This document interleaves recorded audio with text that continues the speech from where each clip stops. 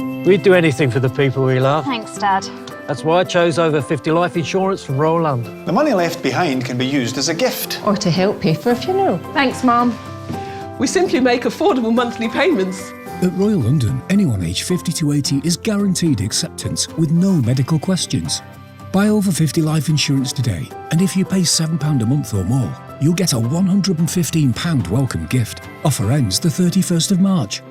Royal London.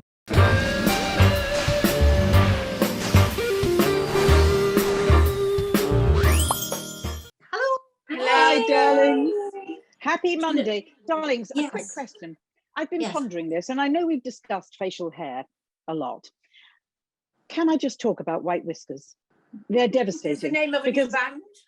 Yes, dear, I thought we could all be in it. The white whiskers. Yes, the white whiskers. No, it's the fact that I look and I can see maybe the odd dark bearded hair on my chin, but suddenly the light changes and I catch sight of the white whisker.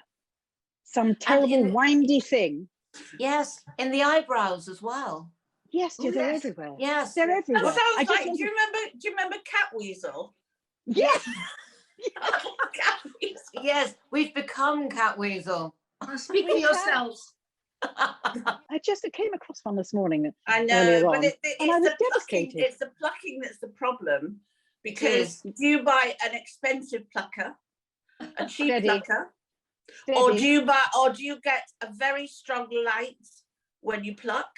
Yes. Or Did your do you- mother have one, darling? What? A mother. Did your mother have one? A mother plucker? Yeah. A mother plucker. Mother plucker's A son, mother isn't it? plucker. Oh Anyway, no, my listen. mother. And my mother did actually believe in plucking, Uh-huh. but she would never allow anybody to know that or see her do it. I want to get. I think I need to have someone to pluck because I can't see them half the time. Well, this is And that's the what I'm problem. trying to say. Yes, you can be darling. the best plucker in the world, but if you haven't got sight, Yes. I Yeah, said, you're lost. I am not a mother plucker. I'm a mother plucker son, and I will keep on plucking things till the Yes. mother plucker's done. Done. She almost did it. That's right. Very good. Anyway, Lavoir told us how to do it. Do you remember when we talked about this? no. I think Yes. she said use the hedge trimmers for Lavoir yours, said didn't she? kitchen shears or garden shears were very good. Yes, and I thought that was appropriate for me. yes, hedge trimmers. I think she mentioned. Yes, but we were talking about Yes. your face now, Harriet. Oh, I'm Yes. so sorry. Yes, Excuse I. yes. Hedge Not trimmers, the bushes. not bush trimmers. Not The not bush bushes. trimmers no. are much bigger, you see. It depends on Yes. how big the bush is. I've Well, got very large Mhm. bushes outside, and you Right, can't, right. you know, obviously. I'd heard That's you it. had. I've got several then. small bushes, but we'll leave that there. Shall we move Absolutely. on? Let's leave it there. Dee, what were you saying to us before? You see, I was trying to higher the tone, Raise and it. say that actually, yes, it is the day of reflection is tomorrow, and I think it's good because it's we've had our year's anniversary, and now it's a year since lockdown, and everyone's going to think about, and I think it's good to think, what have we all learned by lockdown? Let's think back. Well, and we've learned how to use Zoom. Oh, you Yeah. don't Yeah. just us. not just us. I don't know what. No, we- everyone. I mean, well, I hope the world has learned, and people have learned. I mean, the only problem is I think people are so desperate to come out of this and try and live a normal life. And I think, we have to live with COVID. This is going to be. They said last night that the masks and the everything, the vaccines are going to be the next 2, 3, 4 years. Yeah, Yes, absolutely. I know. We've I got hope- to find a way. Yeah. I hope that we've learnt to value people and things in a way that we didn't before. That's what I think I've learned. I've also learnt that we are, the four of us, all completely insane. But that's Hopefully. today, antiques expert extraordinaire, our wonderful friend David Harper is flying into our nest. Are you there, David? Hello, darling. Hello. Welcome. Hello, hello. Now, I've noticed, I've often seen you in a pink trouser, but today we have a multicolored check. I love it. Well, I know, because you can't see my trousers, I've got to keep with the colourful theme, Harriet, please. Of course you do. Of course you do. I'm hoping that you have your trousers, but we'll move on from that. Darling, I want to say you are the most extraordinary, diverse, brilliant person. You are a writer, you're a presenter, and you're also an antiques expert. How did the antiques expertise start? Well, you know what? It goes back to very early on. I was about 5 years old, and it's just an interest, Harry, in history and objects. So antiques go hand in hand. And when I was 5 years old, I used to hunt in farmers' fields looking for treasure, and I found it. I found it. I mean, not that it was worth anything, but it was treasure to me in the form of broken bits of pottery, and it just used to blow my mind. And bits of old pipe, smoking pipe that farmers were smoking in the field centuries ago. They'd chuck them, That's extraordinary. and then I would find them in a freshly ploughed field. And so from the age of 5, I've been looking for, I'm a treasure hunter, right? You are, darling. Yes. But what's extraordinary is not only have you been on the television, as we know, on many antiques, fascinating, brilliant shows, you've now stepped into YouTube. Yes. And you've created a whole new world out there. Well, you know what? I find YouTube absolutely liberating. I'm sure you do as well, because if you have an idea, you know what TV's like, you've got an idea, you've got to go through certain channels, and it can take weeks, months, or forever to get an answer. With YouTube, I've only just started really in December, but with YouTube, if I've got an idea, I can make a film now and post it in an hour. And exactly. It's amazing. I adore it. So the freedom I think it gives us as broadcasters, as creatives, is unbelievable. So I'm living it, you know, every minute of the day. I can't stop thinking about YouTube. I've got a very sad life. You have, no, it's a very wonderful life, darling. And I wanted to talk about the Georgians, your book, The Georgians. Yeah. Well, the romp with the Georgians. So romp.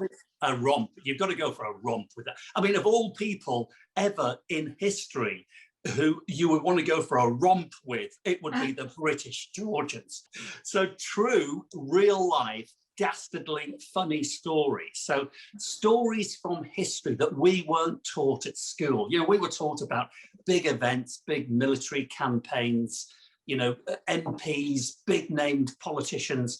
My book is all about real people, our ancestors, that I think that we really have an awful lot to thank for. The British Georgians were an amazing bunch of people. There was only 7 million of them in the beginning of the Georgian period. More people live in London today, yet those Georgians, that they gave us transportation, they gave us technology, they gave us medicine, they gave us so much. It's unbelievable. They were a fascinating bunch of eccentrics.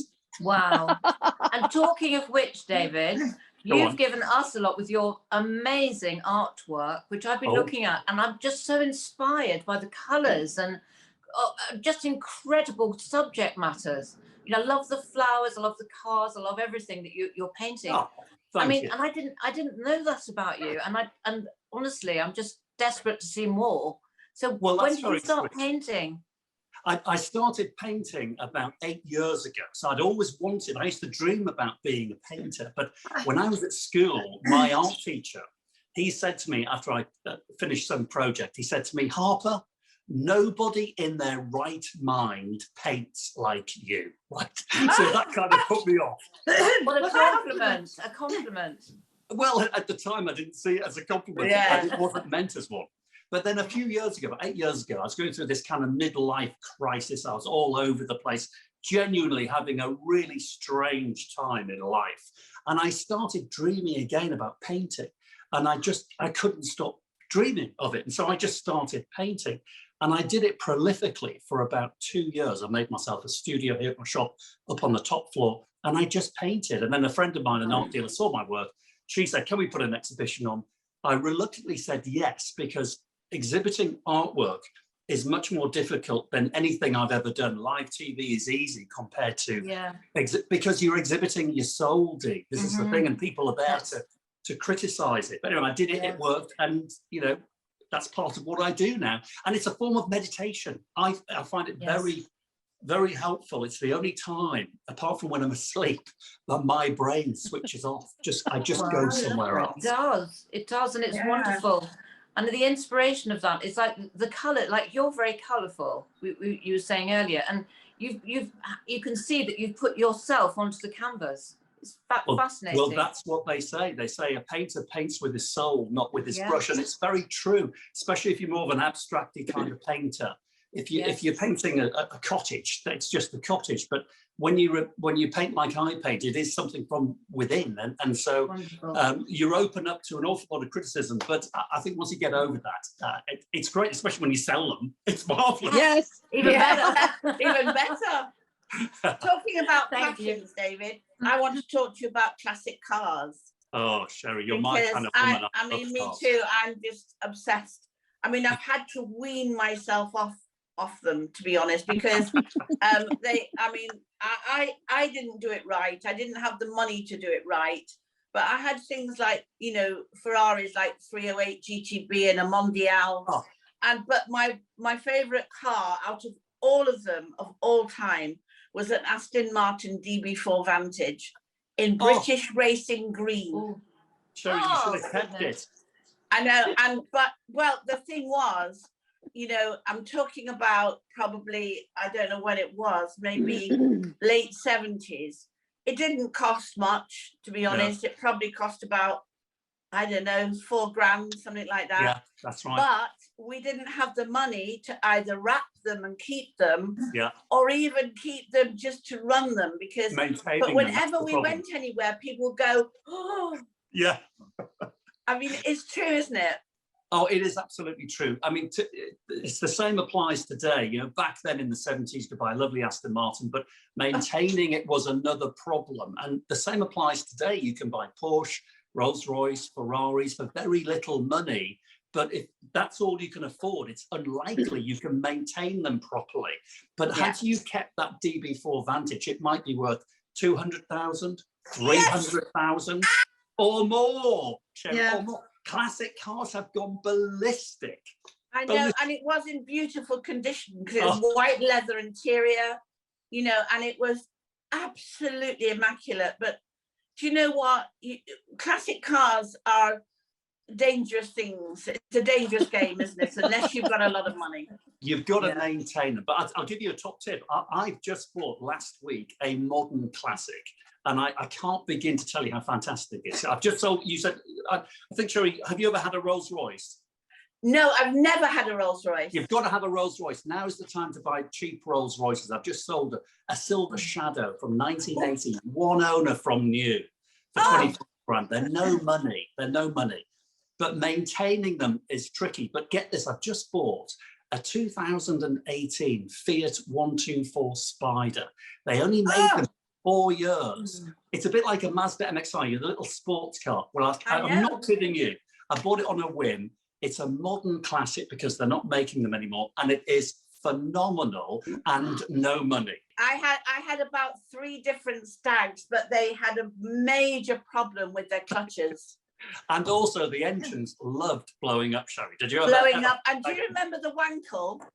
I do. I'm sorry, this conversation sounds absolutely obscene. I've heard the Wankle engine. We had a Wankle engine. They were very good cars, though, weren't they, David? Very strong, the old Wankle engine, rotary engine. It was a modern invention in the 70s. Never really caught on. It could have been the name, Sherry. Maybe that put people off. But it's a great thing to be into, but the most expensive hobby you can possibly. I know, it is. It is. When I was 11 years old, my mother and my stepfather drove to France in a convertible yellow Rolls Royce. We drove to the Cannes Film Festival, and I remember my friend and I sat on the back of the car as they were driving. It was just absolutely fantastic. Debbie, now you see, there's another one that should have been kept. That's the Rolls-Royce Corniche, and they've gone crazy. Oh, what a wonderful car. Really wonderful. The car that I've always wanted to have, you know, would be like a little silver or gold Mercedes sports car from the 70s. I mean, well, they were called the babies. They were called the babies, and my mother had one of those, and they were beautiful. Beautiful. Beautiful. My stepfather used to have a Pontiac Parisienne. Oh, I say. When they used to pick me up from boarding school, the car was as big as the road, going down, you know, the windy roads in Kent. Oh, that would have been very cool to be collected from school in that. So your friends must have thought you were something a bit special in that one. I went out with a boyfriend who had a yellow E-Type Jag. Yeah. And he used to pick me up in that E-Type, and but we fell out in the end, and I was sad to lose that car. Boyfriend, she doesn't care. The car, devastating. Yeah. And also, you used to get into it, didn't you? You used to slide your legs. Oh. Yes. We a very couldn't do that long, now, dears. deep footwell. Yeah. Yes. Yeah. I want to ask how you got to Barnard Castle, Pet, because Oh, I'm from Sunderland, you know. Are you? Yes, I mean a lot of it's a good place to come from, not to go to. I can say that because I come from there. Yeah, yeah. But Barnard Castle, very famous, not just for Dominic Cummings, but a very interesting place for you to be. How comes you are there? Well, I came here because it is a very interesting place. It's a funny, as you know, little northern market town in the middle of the Dales, but yet we have the Bowes Museum here, which has the largest collection of art in one place outside of London, in this French chateau. We've got the castle, we've got the river, and it's a real tourist draw. So I came here because of that. Because when I arrived 20 years ago, there was about 15 antique shops on this street heading down to the river. And the more antique shops, the better, because there's no competition. If you know, there's only one of those in the world. That's it. So if there's there you go. Oh, this is Parvati, the goddess of love. Wow. You're Beautiful. putting your glasses on. Darling, will you tell us about your sheep? Yes, I will. I love sheep, but I don't own any sheep. But I live in the countryside, and I've got some fields around me, and my neighbours have a lot of sheep, and they're just lovely sheep. And when I go out in the morning with the dog and my cup of coffee, me and the dog have a little chat to the sheep. I know it sounds very sad, but they all have very distinct characters. And there's one particular sheep that is so friendly; it's like a pet. It just comes to greet us, and the dog and the sheep sniff at each other's nose, and it's a great start to the day. That's lovely. What have you called the sheep? Has the sheep got a name? No, I haven't named it because. Oh, will you call it Sherry, David? I will if you want. Yes, and Dee and Debbie and Harriet. Dee, Debbie, No, just Sherry. Sherry will do. You don't have to worry with the others.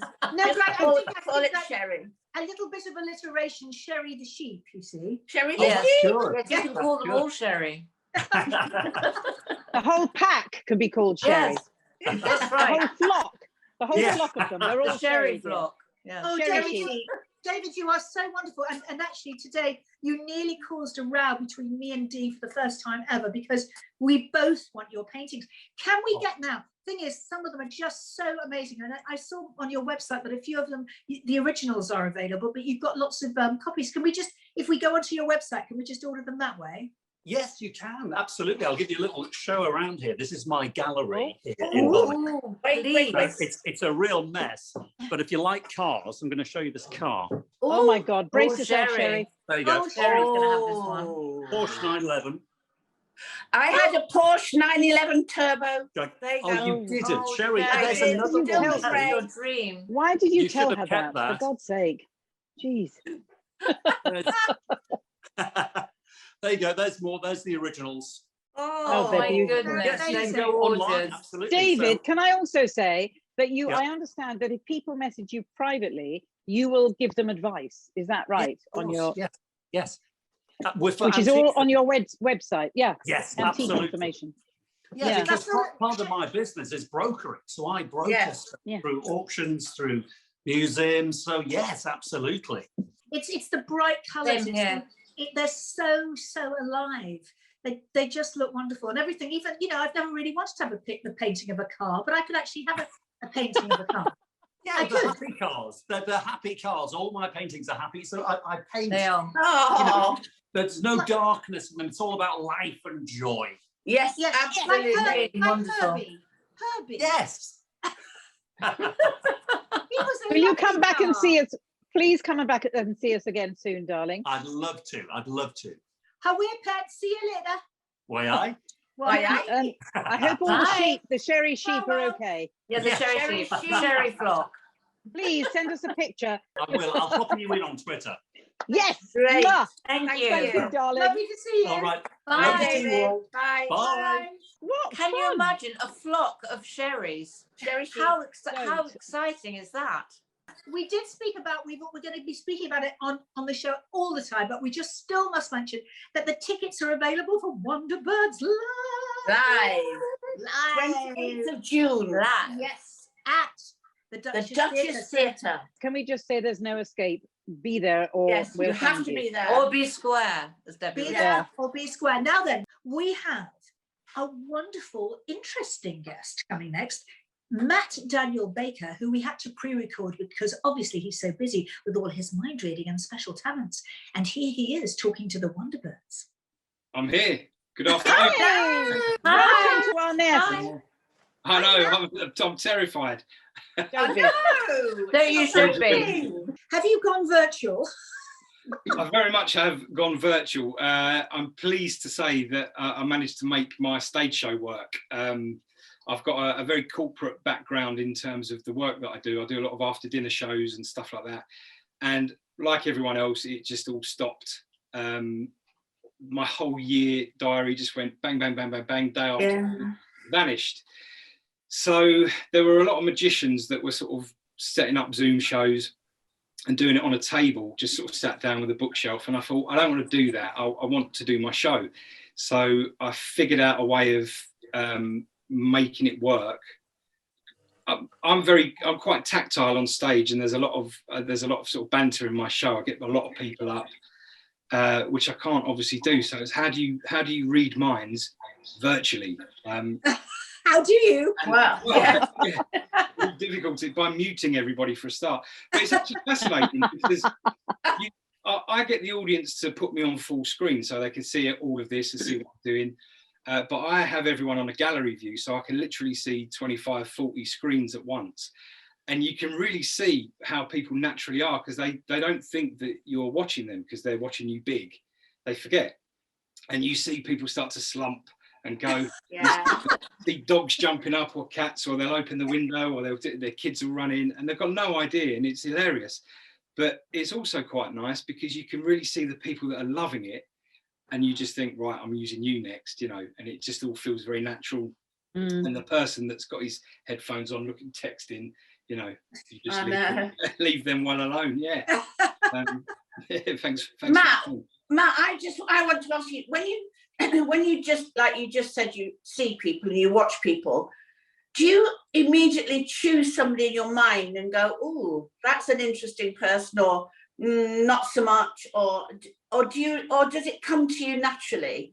The way I always say it, with body language and people reading and stuff like that, it's really quite simple, and we all do it. You just don't pay attention to the fact that you're doing it. So one analogy that I always give, if you're sat on a train and you've got an empty seat next to you, and there's other people on the train also with an empty seat, and someone gets on the train, you immediately suss them out and decide whether you're going to make yourself look a bit bigger and that seat look less comfortable, or if you feel like that person is a bit vulnerable, or you for some reason like them, you make that seat available. It's an amazing thing how they're drawn or deterred from your seat without you even doing it, and you don't even realize you're doing it, but we all do it. I just pay attention to it and manipulate it, if I can be so devious. Can I just say, have you ever chosen somebody and thought, ooh, we hadn't chosen them? all the time. Chaos. I love a problem. You're in the right place then, darling. You're in the right That's place. all here.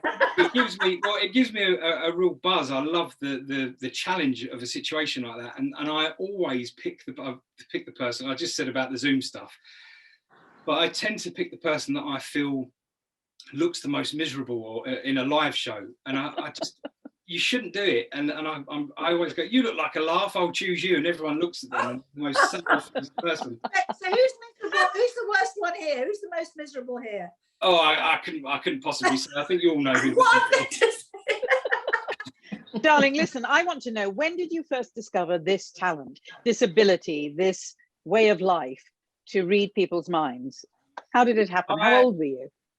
I would say I was very young, and I played football. I actually played for Watford as a schoolboy, and I did really well. And I felt like I had a bit of an intuition as to what was going on the pitch, and I'd find myself in strange places, and I'd get shouted at by the manager or the coach, like, you know, what are you doing out there? And within a second, the ball would come flying over. I do have an instinct for people and stuff, and just things that go on in situations. So I quite enjoyed the idea of that, and it progressed. And it wasn't until years, I actually started life as an actor, strangely. And I was on a train. I used to work front of house at all the different West End theatres. I was on a train going to work, and a homeless guy got on asking for money, and he said, I'm not going to do this for free. I don't just want to take your money, I want to earn it. And he got a little yellow hanky out, put it in his fist, and it vanished. And I literally was like, what? And then he put it back out. And it just absolutely blew my mind. Not only that it was an ingenious way of getting money, because everyone, including me, gave him money, but it really flicked a switch on me. And I just thought to myself, that's it. I want that. What was that? And I found a little magic shop, which sadly is no longer there, in Charing Cross, called Davenport's. Went down there and I explained the story about the guy on the train, and he went, you want this? And I was like, really disappointed with how that works, by the way. But I had the goodies, and that was it. That my whole life changed from that man. And so that was a pivotal moment for you, and everything began from there. Big time. Yeah, massively. And then I obviously got into magic, and then I started reading the psychology of magic, and I performed as a magician, did a lot of close-up work. But what I found was that I enjoyed seeing how people reacted the same to the same types of things. So instead of doing a card trick and getting them to write their name on it, I'd get them to write a word, or someone that they went to school with, or a country, or a colour, and I'd try and read their mind, because if it went wrong, I had the backup of the magic trick to finish up on. So it was a nice way of just testing my skills, risk-free in a way. Are you doing magic on us right now? Is there something that you're planning for us? I already have. If you look down, you'll find your socks are gone. How do you know we're wearing socks, darling? I'm sorry. I suddenly realised what the time was. I was going to say something else, but for that sort of show. No, dear. I know. Didn't take long, did it? Sorry. So tell me, Matt, while we've been talking, have you been reading our minds? I have. I've been sort of looking around, and I can sort of see the types of things that will interest you. But I've made a prediction. Okay, it's in my wallet. We'll come back to this at the very end of the show. There's a red envelope in there. Oh, that right. Concerns you all, actually. Oh, we'll come back. Is it cash, darling? Is it the lottery? It could be. It's not cash, but you'll like it. You'll like it a lot. Thank you. So I've already sort of started looking at, listening to the things you're saying, and I know the different parts of this prediction that I want to choose you for. In fact, Dee, if I could borrow you for a second, is that all right? Of course. Okay, I'll be quick. It won't take a minute or two, but you can see right here, I've got my little ventriloquist dummy behind me. I don't know if you can see him. And it felt right that I should sort of steer this towards you. And I don't know if you know this about ventriloquist dummies, but when you buy them, it doesn't matter how many people have owned them. You can't change their name. Whatever they start off with, that's it. It's like a person. It stays with them. And I bought him, he's secondhand, I think, about 12 years ago. But there's something that I do with him, which I want to try with you, okay? Of course. When I bought this, it came with the case and the dummy, and there's also a certificate of his name, but there's a watch that came with it, and it's broken, smashed completely. I shouldn't tell you this, but I've got iPads and phones and all sorts of stuff around me so I can keep track of time. And it's the emails. The emails keep popping into... Anyway. Of course. So what is his name? His name, it's not very inventive, Chuckles. Chuckles. Love it. It's all right. Love that. He's a good little thing. But the watch is broken, genuinely broken. And I just want to see, I've said enough to you. I've said enough to put a time in your mind. It should be in there. If I ask you to think of a time on a watch, it's in your head. And even if you try and change it a little bit, you still go back to that time that keeps talking to you in your mind. Have you got a time in your mind? 5. 5 o'clock. It's 5 past 5. Oh my. 5 o'clock, you said. MG. How did that happen? It's actually 5 minutes past 5. Now that's not bad. I know, you've got me on. Well, I kept thinking 5, so maybe I thought 5. You thought 5. Well, as you were talking, I was thinking 5. 5's perfect, but 5 minutes out is even better because I knew you would be 5 minutes out, Dee. I genuinely knew you would be 5 minutes out. Let me just pop that down because you've been staring at it the whole time. These things happen. You don't even realise it. You said, am I watching you? But you're watching me. My little pocket hanky right here has a little prediction on it, which says, on today's show, the amazing Dee Anderson will be 5 minutes out. Oh my God. Brilliant. I know. Mind's blown. That is brilliant. Right, see, these little things pop into your minds and they seem like miracles, but when you watch all of this back, you'll realise I said this will only take a minute, a few seconds, a minute or two. Wow. It starts going in and I keep doing this. I won't be long. It won't take long. I'm showing you what I want you to, yes! want you to do. Incredible. I know, don't trust It's me. all subliminal stuff. That's amazing. Oh, wow. I want some. What's I'm not going to ask you how that's done because I'm sure you couldn't even explain it. No, he He wouldn't. just told us. well, He just told us, yeah. I know, but yeah. the perfect thing about virtual shows and Zoom and stuff like that is that I really do have a good view of you all and your expressions and what you're doing. You're not moving around because you're on camera. In person, when it's live, people are drinking, they're eating their food at an event or they're talking or, it's a lot harder, which is why you get people up on stage and sort of beat them up a little bit. You know what it's like. You have to sort of manage your audience, which, by the way, when we do go back to in-person shows, is potentially an issue for me, not being able to get people up on stage. It's going to be a real tricky situation. I'm not sure how close we're all going to be able to get. So I envisage I'm going to have to really work another show where I can't even get people up on stage. So I'll give it a go. Can you read our minds now? I want you to do something else with us. Sorry, I barked without you even thinking about it. Well, there's the other problem with virtual shows when the postman knocks and stuff like that. Actually, I'll do this with you, Debbie. That's perfect. Okay. So, Debbie, you are obviously, you've done many things. Would you say you are someone that likes travelling? Yes. Yep. And have you travelled a lot? Yeah. Now, if I was to ask you your favourite country that you've been to, if I got that correct, as impressive as it might be, you could also walk away from this going, maybe I've said it somewhere in an interview over the years and he's Googled us and researched us, the percentages will be in his favour. So I don't want you to think about your favourite country. I just want you to try and get as many of the places you've been to in your mind and sort of juggle them about a little bit. Just get confused by all those countries until literally one of them just pops straight into your mind. One of those countries that you've been to is now standing out more than the others. Do you have one of those in your mind right now? Yep.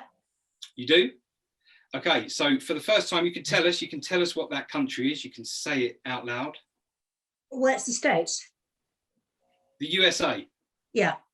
Okay, perfect. I'm presuming just generally parts of America, but in general, the USA stands out more in your mind, correct?